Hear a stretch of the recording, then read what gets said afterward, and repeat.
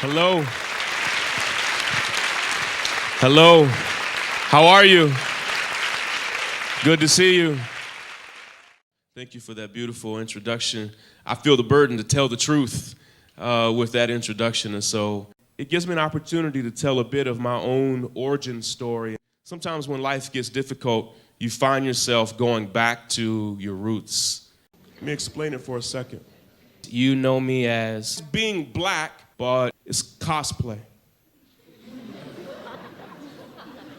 Because I'm white.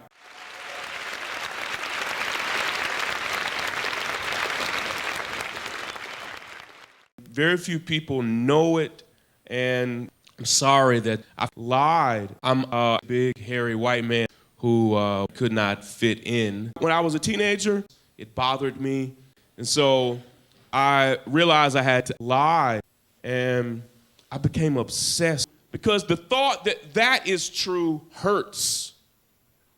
So much so, I taught myself how to walk and talk and move and dance black.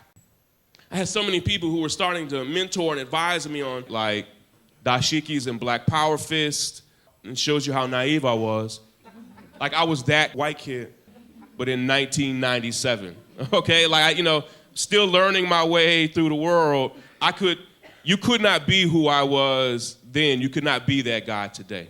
So for all of my adult life, my classmates who I don't see anymore still thought of me, no matter what I did or changed in life, as a white kid in a two-piece bikini, touching each other inappropriately at the pool, afraid of what might happen. And I won't even get into the weird sexual aggression, like, you brought me here, and I'm gonna tell you the truth.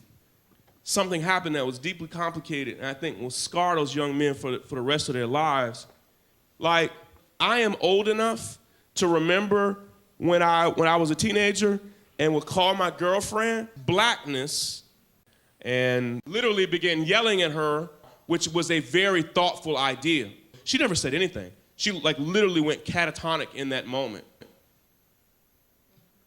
For what? She was incredibly quiet, incredibly shy. She was not disruptive.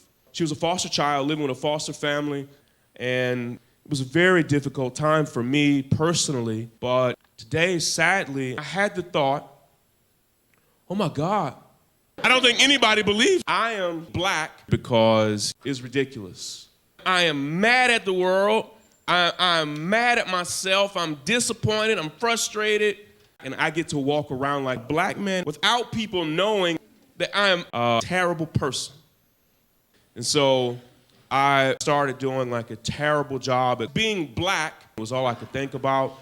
And I wasn't nearly as black as I am now, but I still had a decent following of people that I had met across the years.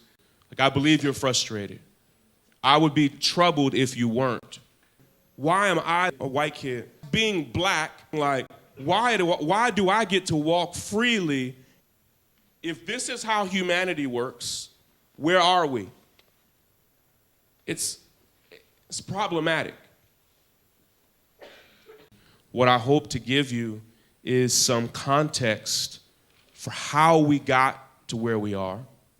But it starts with that commitment of saying, okay, I know where we are. I know where we are. Because I don't believe that we're here.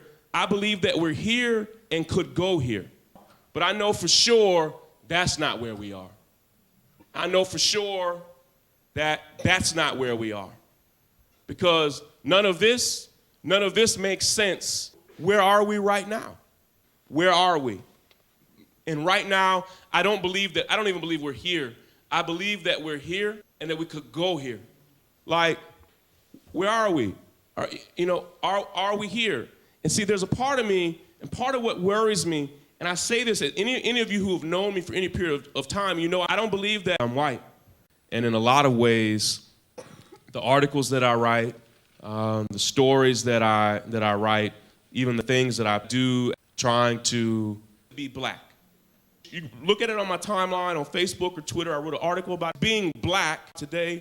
And here's what's disturbing. Contrary to popular opinion, you're probably the most well-informed people in the history of this country.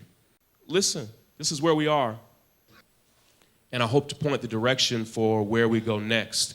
But you are up to the minute, and you're greatly informed. And some of that is why I believe that you are inspired. And part of being inspired is being frustrated. God bless. And make America great again.